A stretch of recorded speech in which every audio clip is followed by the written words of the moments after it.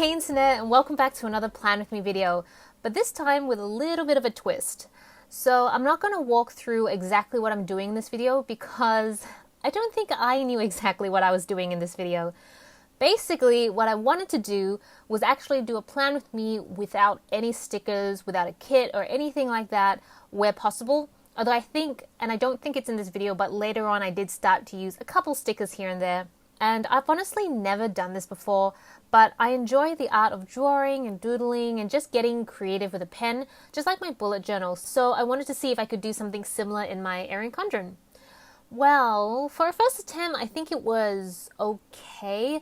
I didn't really go into it with much of a game plan, and I've never really watched any videos of people decorating their Erin Condren planner with just pens. I've seen a lot of people purely use pen in Erin Condren, but more from a functional perspective, but not really to try and decorate it. At least I haven't seen it. They may be out there, but I also didn't really want to start looking too much because I didn't want to have any preconceived ideas on how to tackle it.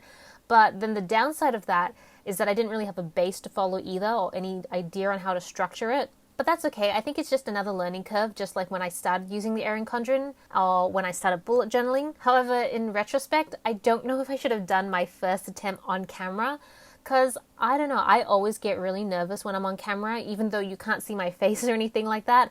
I just feel like I can't take my time and go with the flow and just be natural because I'm filming and I don't want to waste the battery and I don't want to waste the memory card. I know it's so silly because I'm not filming live or anything, but I don't know, there's always that little bit of pressure for some reason. But anyways, I decided to shoot for a purple blush sort of color theme, and I did go ahead and use some glitter washi tape as well. Do you guys remember back in the day when everyone used to always use washi tape for the bottom strips on their Erin Condren spreads? That was like before all the sticker kits started coming out with the bottom strips. I'm sure there's still plenty of people who use their washi tape for the bottom strip, but I just don't think it's as common as it used to be. I guess despite me being a little, how do we say, not entirely happy with this spread, I decided to go and post this video anyways so I can be open and transparent with you guys. I think for me it's easy to see the perfect spreads and layout on Instagram and think, man, I wish I could do that, or man, I could never do that. And I don't think that's true. I think everyone can. I think everyone can be creative and create amazing pieces of art and layouts. And I think it just takes a lot of time and practice. And this is me just sharing my journey to hopefully get there one day. I know I have a long way to go, but I don't want to be shy or ashamed for the level that I'm at right now. And I'm going to keep practicing and practicing and practicing. And to be honest, I don't know if I'll ever reach a point where I'll be happy. I mean, I don't know many artists who feel completely satisfied with their technique or skill, but then again, I think I only know like 2 artists personally, so that's not saying much, but I think the path to self-improvement is never ending. I'm gonna take a second to go over the activities for this week. I had a few things on, but nothing really that major.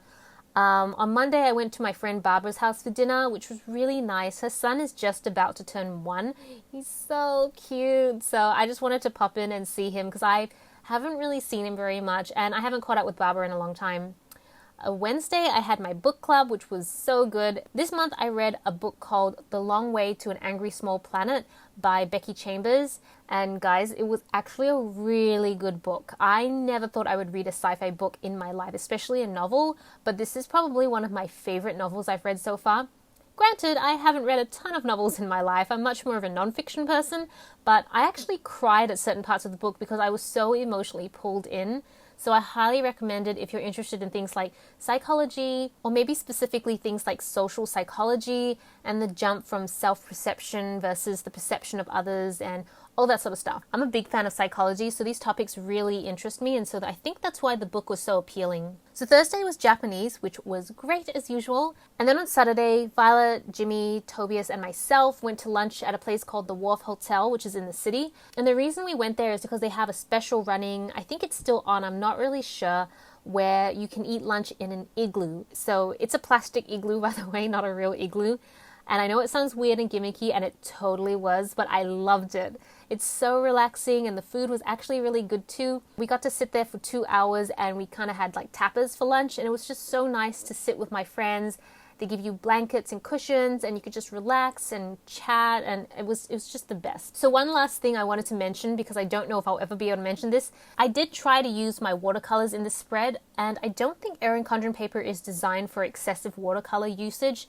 So if you prefer to watercolor with a wet brush, which is kind of like my preference, then this is not going to work out. The paper after a while started to like peel, like parts of it would rub off. Some artists maybe prefer a drier brush, in which case then painting in the Erin Condren should be totally fine. Usually when I watercolor and I use a wet brush, if I do it in my bullet journal, which is like a Leuchtturm notebook, I know I'm going to say it wrong, I'm really sorry ahead of time, or the Hobonichi, I can go over the same spot many times and I don't have any issue whatsoever. So yeah, just keep that in mind if you ever do want to do some watercoloring in your Erin Condren.